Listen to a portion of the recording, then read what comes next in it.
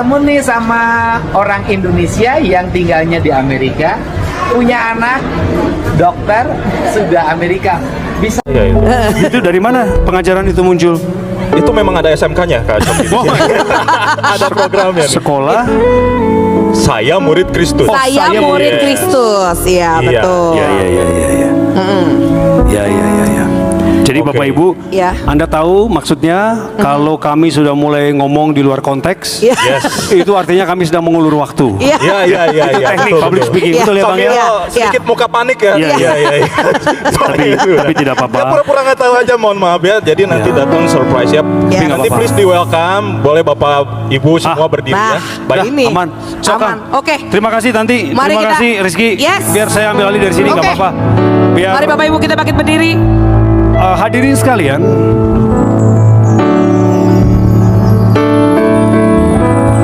kita sambut bersama dalam tepukan tangan yang hangat untuk Gubernur Jawa Barat,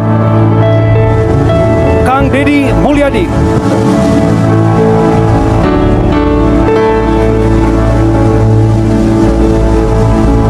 Seseorang yang Anda doakan, Anda pilih, dan Anda lindungi. Sebab dia adalah pemimpin bagi semua umat beragama. Kehadiran Gubernur Jawa Barat di tempat ini adalah bukti bahwa Jawa Barat memang milik kita bersama. Dan kita bisa mengisinya dengan banyak hal hebat, sederhana namun bermakna. Tetapi terutama adalah bahwa menciptakan Jawa Barat yang kondusif. Terima kasih pemimpin kami sudah hadir di tengah-tengah ini.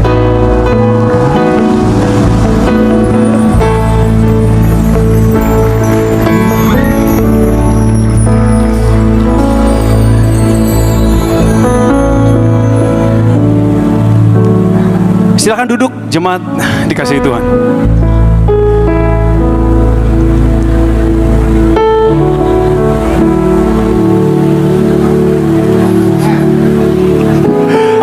Kang Deddy, selamat datang.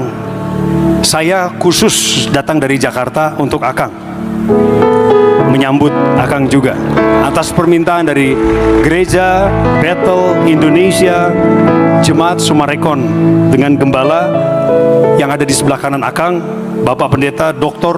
Rubin Adi Abraham. Sebelah kanan beliau adalah Ibu Lena, dan jangan lupakan orang yang telah meletakkan pondasi iman jemaat Tuhan dari zaman di Tasikmalaya dulu, Kang. Senior kita dan orang tua kita sekalian, Bapak Pendeta Dr. Julius Ishak Abraham beserta Ibu Yulia. Dan Pak Julius Ishak adalah Dewan Pendiri dan Pembina GBI.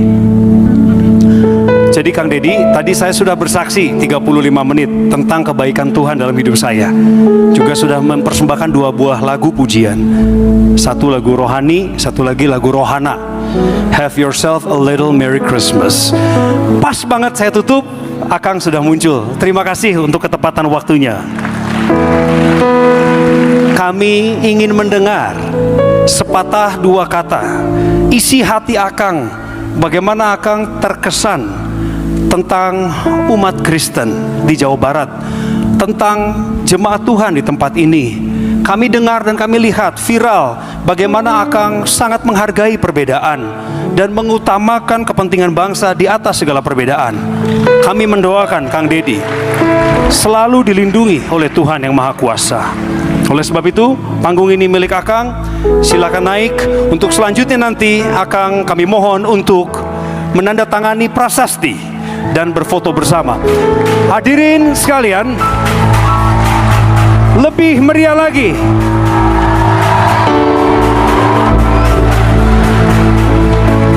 Gubernur Jawa Barat, Deddy Mulyadi.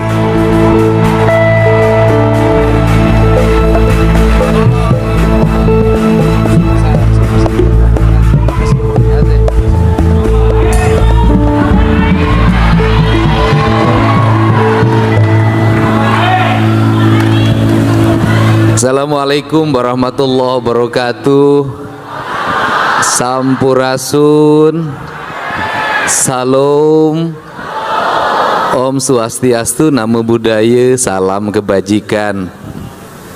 Ini pemandu cahaya Tuhan yang kawan-kawan, saudara-saudara menyebutnya pendeta, pengembala, budak angon, pemimpin spiritual yang saya hormati, saya muliakan, dan saya banggakan. Saya mohon maaf terlambat karena dari pagi saya belum pernah selesai. Habis ini harus ada keliling lagi. Saya mengucapkan terima kasih karena tugas pengembala itu mengembala berbagai jenis. Tepuk tangan semuanya. Saya tidak bisa nyebut satu persatu ya. Setiap orang setiap hari itu bicaranya tentang iman. Saya kayak khotbah nih, tiap ketemu Natalan khotbah lagi. Nanti banyak undangan di sini, bahaya ini. Kang Deddy ini sudah khotbah terus, besok diangkat jadi pendeta kan bahaya. Saya memilih jadi gubernur saja dan tetap menduda.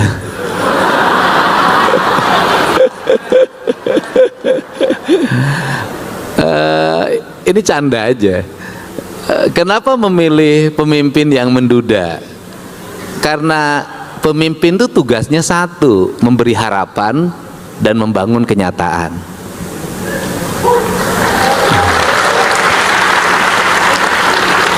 Kenapa orang mandangnya lebih tajam pada saya? Karena memandang duda itu tak ada penghalang. Dan saya tidak mau rakyat saya melihat saya ada penghalangnya. Karena saya tidak mau warga Jawa Barat melihat saya ada penghalangnya, maka saya tidak akan membuat penghalang bagi rakyat saya. Saya tidak akan membuat penghalang karena agama. Saya tidak mau membuat penghalang karena bahasa. Saya tidak mau membuat penghalang karena baju, karena kesukaan. Saya hanya ingin menyatukan, yaitu rasa. Setiap pemimpin spiritual pasti mengajarkan hidupnya rasa. Orang yang punya rasa itu pasti punya rumasa. Nah, gitu loh. Orang yang punya rasa pasti punya rumasa. Orang yang punya rasa pasti punya selera. Tingkatan yang tertingginya adalah rumasa, tingkatan terendahnya adalah selera. Karena rumasa itu apa? Rumasa itu dalam bahasa Sunda begini: hirup ukur sasamperan, awak ukur sasampayan, sariring-riring dumadi, sarengkak saparipola, sadaya kersaning Gusti. Karena orang Sunda itu jarang menyebut nama Tuhan. Yang Sunda ya. Kenapa jarang menyebut nama Tuhan, bahkan dianggap sesuatu yang tabu disebut? Karena tidak boleh menyebut sesuatu yang maha, sesuatu penentu, sesuatu yang segala-galanya. Karena bagi orang Sunda, jangankan menyebut nama Tuhan, nyebut nama ayahnya aja udah nggak boleh. Maka dikasih alas. Alasnya apa? Alas itu sepatu ada alasnya. Nah, kenapa dikasih alas? Agar ada jarak. Kenapa dikasih jarak? Agar apa? Agar ada pembeda. Sehingga nyebutnya bapak, emak, akang, teteh. Kalau itu om, gitu loh. Nah, karena pakai alas, maka karena jarang disebut dan itu sakral, jarang disebutnya di mana? Di lidah. Di lidahnya jarang disebut, bahkan mungkin tidak disebut. Tetapi dia hadir di mana? Di rasa, di cinta. Rasa cinta itu di mana? Ya di iman. Karena adanya di iman, maka dalam bahasa filsafatnya, dia sudah sublimasi. Karena sudah sublimasi, kata orang Sunda, dia sudah ngawiraga sukma. Karena sudah ngawiraga sukma, maka dia sudah bersatu dalam dirinya. Karena sudah bersatu dalam dirinya, maka imannya tidak dibacakan, imannya tidak diucapkan, tapi imannya lahir dalam bentuk perbuatan. Karena lahir dalam bentuk perbuatan, maka dalam dirinya hilang pengakuan. Karena hilang pengakuan, maka tidak ada aku. Yang ada adalah aku. Apa sih yang menjadi problem konflik kita hari ini? Yang menjadi problem konflik kita hari ini adalah imannya terlalu sering diucapkan. Imannya terlalu sering dideklarasikan. Itu kalau dalam politik terlalu banyak deklarasi, banyak keluar biaya. Sekali lagi, kalau dalam politik terlalu banyak deklarasi, banyak keluar biaya. Kadang-kadang orang yang deklarasi itu pengen apa? Pengen kelihatan sama yang diusungnya, agar besok menang ada catatannya. Kalau sudah menang ada catatannya, berarti ada bagiannya. Tapi bagi seseorang yang memberikan dukungan full penuh, wajahnya pun nggak boleh kelihatan, namanya pun nggak boleh disebut, tapi perannya peran utama. Jadi yang ikhlas itu tidak pernah mendeklarasikan. Siapa yang paling ikhlas dalam hidup kita? Ibu kita. Apakah ibu kita suka mendeklarasikan? Kau adalah orang yang aku besarkan, biayanya sekian, aku melahirkan mengerangnya lama sekali, bapakmu itu enggak pernah. Enggak pernah. Orang yang ikhlas tidak pernah bercerita. Dan orang yang ikhlas itu, anaknya mau berbalas baik, mau berbalas tidak baik, dia tetap mendoakan dan ingin anaknya tetap dalam kebaikan.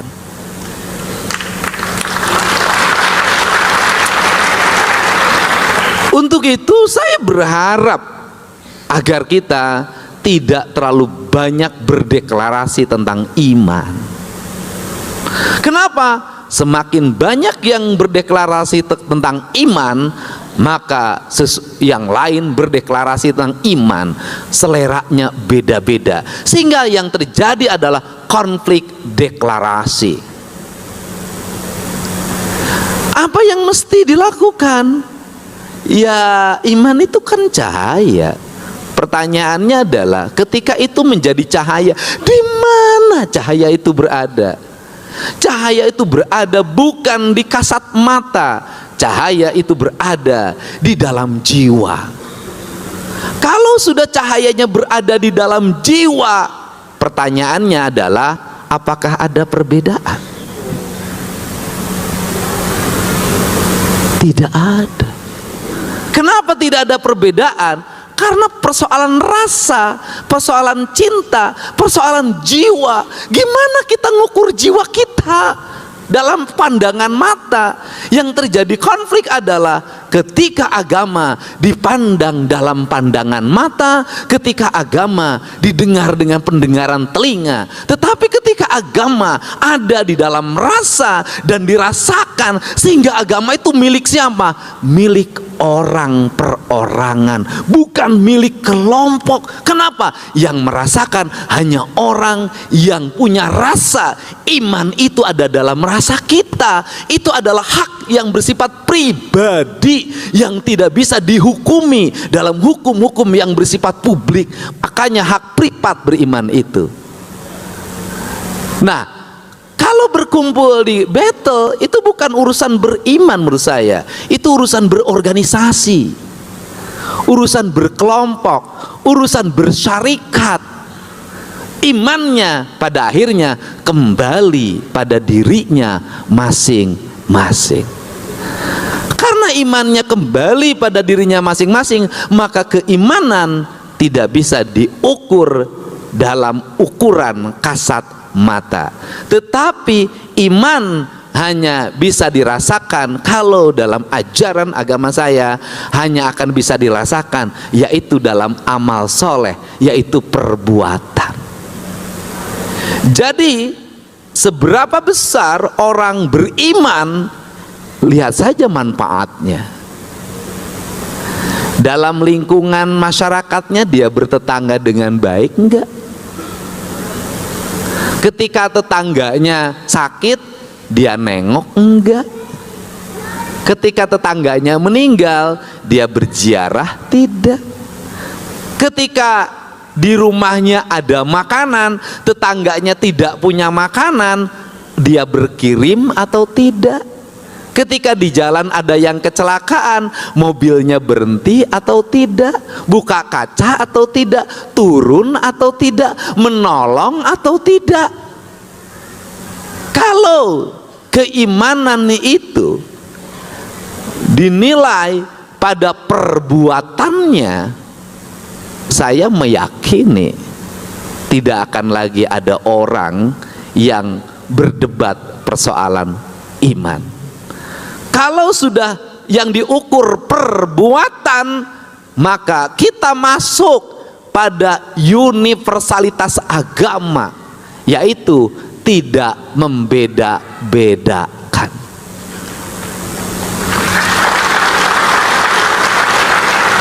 Bayangkan kalau beriman kemudian diukur pada selera, betapa bahayanya. Ketika di jalan mobilnya lewat, ada yang tabrakan, dibuka kacanya, agamanya apa? Yang tabrakan itu agamanya apa ya? Kristen. Kristennya HKBP apa Betel ya? Dibuka lagi, ini gerejanya Betel. Dia paling favoritnya sama pendetanya siapa ya? Nggak selesai.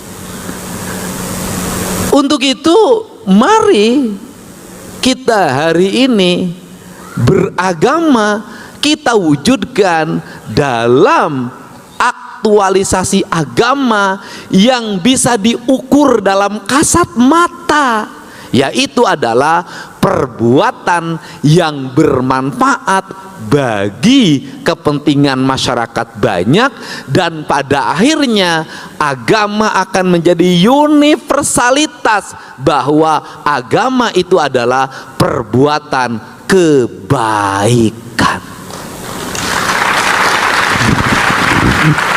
Kalau kemudian agama sudah berubah menjadi perilaku atau iman sudah berubah jadi perbuatan kebaikan, saya meyakini betul bahwa yang diinginkan oleh Yesus itu bukan jumlah gereja yang berdiri. Yang diinginkan oleh Yesus bukan jumlah pujian yang panjang, tapi yang diinginkan oleh Yesus adalah membebaskan manusia dari perbudakan hawa nafsu, digembalakan dengan iman menuju cahaya kebenaran yang sejati, hidup dalam pandangan kebenaran. Saya meyakini betul yang dicita-citakan oleh Yesus adalah hidup rukun tanpa pertikaian. Yang dicita-citakan oleh Yesus saya yakin sama dengan yang dicita-citakan oleh Nabi Muhammad SAW, yaitu membebaskan orang dari rasa lapar, membebaskan orang dari rasa takut, membebaskan orang dari rasa tidak terlindungi, sehingga dia menjadi manusia yang merdeka. Dia merdeka dari rasa lapar, merdeka dari rasa takut, dan hidup ada dalam perlindungan. Itu yang diinginkan. Jadi kalau itu menjadi cita-cita besarnya, apa yang harus dilakukan? Yang saat ini orang yang jarang dilakukan. Saya cerita kemarin pada perayaan Natal di gereja mana kemarin saya lupa. Saya menceritakan tentang budak Angon itu budak buncir, budak janggotan. Saya baru janggotan kemarin tuh. Budak tumbal. Apa itu budak tumbal? Yaitu orang yang mau mengorbankan diri. Kenapa saya cerita ini?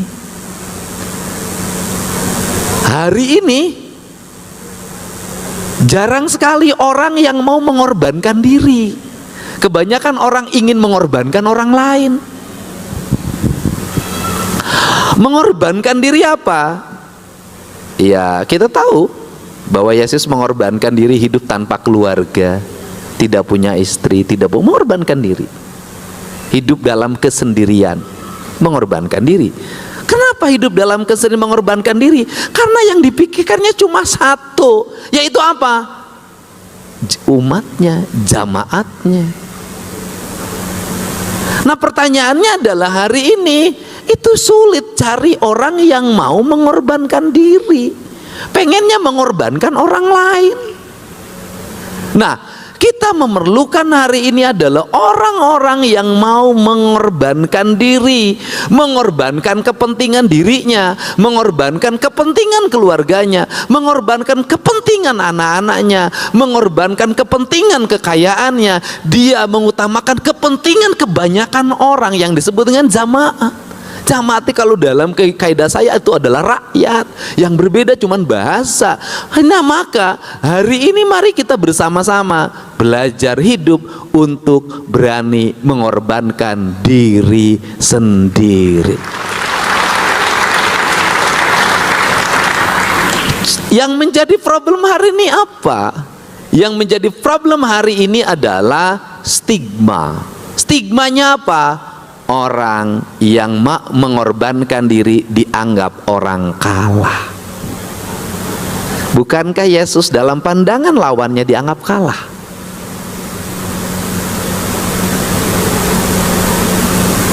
Dia hilang dirinya dalam pandangan kasat mata manusia. Dia memilih mengorbankan dirinya dengan disalib. Dan pandangan kita, orang yang menyerah itu dianggap kalah. Padahal saya selalu berulang-ulang bahwa orang yang menyerah dan tidak melawan itu bisa jadi dia adalah pemenang sejati. Ketika orang bertengkar,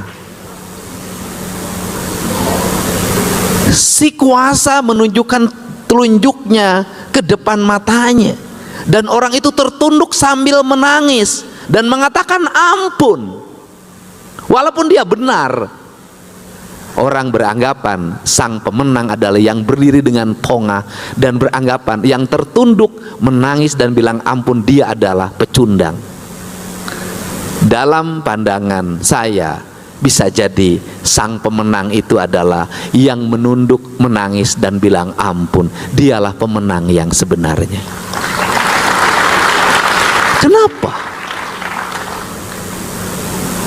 Tuhan seringkali menjawab jeritan tanpa doa. Karena Tuhan mengerti orang yang tertekan hidupnya, dizalimi, dihianati, dicampakan, dihinakan, bisa jadi dia menerima dan hanya menangis pada takdir itu. Tapi Tuhan Maha tahu apa yang harus terjadi pada takdir berikutnya. Seringkali doa itu terkabulkan tanpa diminta. Kenapa? Karena Tuhan sangat mengerti rasa dan perasaan. Seringkali yang sering meminta tidak diberi, karena Tuhan tahu mana yang harus diberi dan mana yang tidak mesti diberi. Dalam hidup kita itu seringkali ada orang yang setiap ketemu itu minta diberi. Diberinya dengan ukuran. Tapi seringkali ada orang yang bekerja dengan ikhlas tanpa pernah meminta. Maka sang Tuan yang punya rasa akan memberikan segalanya. Maka Makna hirup ukur sasamperan awak ukur sasampayan sariring-riring dumadi sarengkak saparipola sadaya kersaning Gusti adalah sebuah proses di mana manusia melakukan penyerahan diri tanpa pernah meminta. Karena dia melakukan penyerahan diri tanpa pernah meminta, maka bisa jadi Tuhan akan memberikan segalanya. Seringkali kita minta, bisa jadi Tuhan hanya akan memberi pada yang kita minta. Tetapi Tuhan bisa jadi ketika kita tidak memintanya, cukup berpasrahnya, maka Dia memberi apa yang Dia sukai pada orang yang berpasrah. Maka pada akhirnya kalau iman itu menjadi gerakan yang di dalamnya mengembangkan nilai-nilai kemanusiaan, nilai pembebasan, nilai memerdekakan, yang pada akhirnya iman akan menjadi bangunan indah dalam bentuk hidup rukun, damai, saling mencintai, saling mengasihi. Tak ada lagi orang lapar, tak ada lagi orang sakit, tak ada lagi orang menangis. Semua orang bahagia dalam iman, karena iman menjadi cahaya, menerangi bukan hanya buat dirinya, tetapi buat orang lain. Sehingga orang beriman menjadi orang yang menebarkan kebaikan dalam segala hal. Seorang pemimpin yang beriman mampu mensejahterakan rakyatnya. Seorang pengusaha yang beriman mampu membahagiakan pegawainya. Seorang suami yang beriman mampu membahagiakan istrinya. Seorang istri yang beriman mampu membahagiakan suaminya. Walaupun saya dalam hal ini belum dikategorikan beriman karena saya ditinggalkan oleh istrinya. Kenapa saya ditinggalkan oleh istrinya? Karena itu kehendak Tuhan. Kenapa Tuhan berkehendak itu? Agar saya jadi gubernur, tak ada lagi yang melarang kemana saya pergi.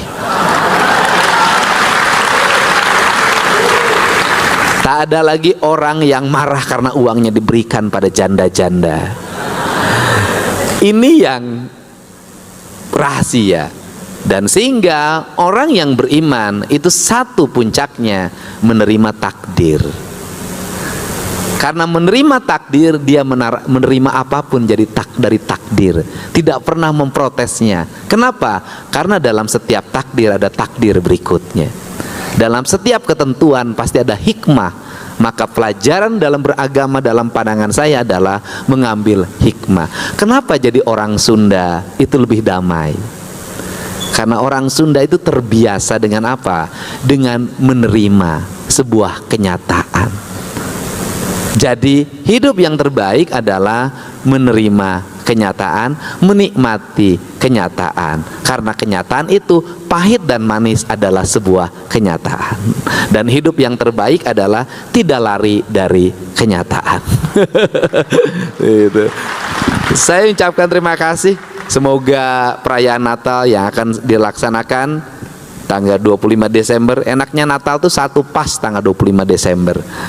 Semoga menjadi jalan terang menuju iman, dan imannya menjadi kebaikan.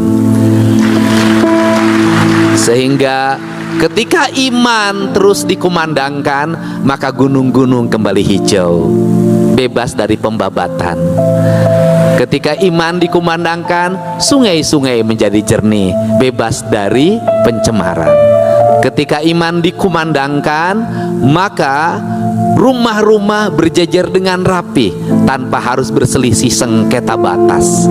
Ketika iman dikumandangkan, maka guru tersenyum melihat muridnya yang kritis. Ketika iman dikumandangkan, tak ada lagi setan yang masuk ke telinga, ke hidung, ke lidah, bahkan ke hati, karena semuanya sudah diusir oleh Sang Pembebas yang mengorbankan dirinya demi kepentingan manusia.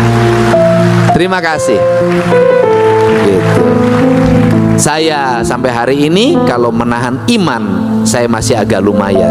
Sebagai duda yang berat adalah menahan imin saya. Terima kasih. Allahumma afiq ila aqwamit thariq. Assalamualaikum warahmatullahi wabarakatuh. Sampurasun. Waalaikumsalam warahmatullahi wabarakatuh. Kang, terima kasih. Ini saya lagi di Cafe Bali, Bandung, nganter ketua MPR makan siang.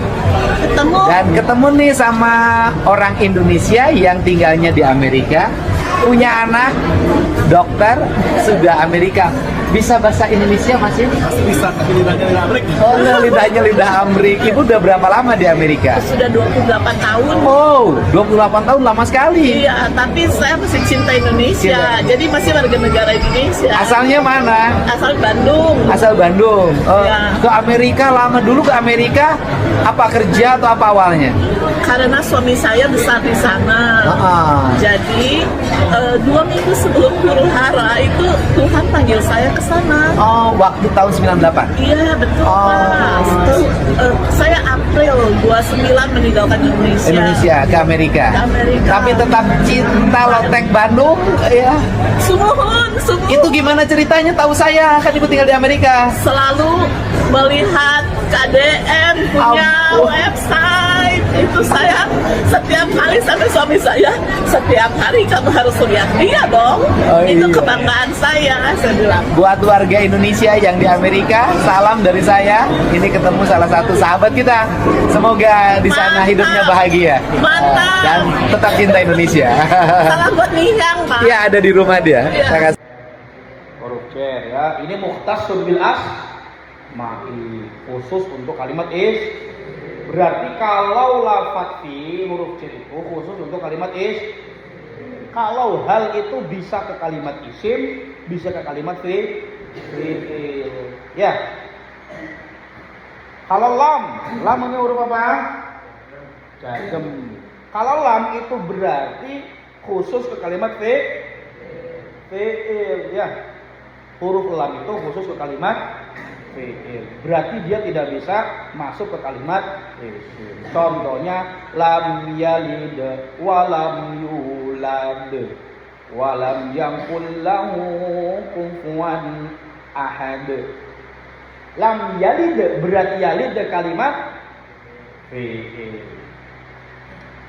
Fis sama, lafadz as-sama berarti kalimat isim. Karena kedahuluan lafadz fi.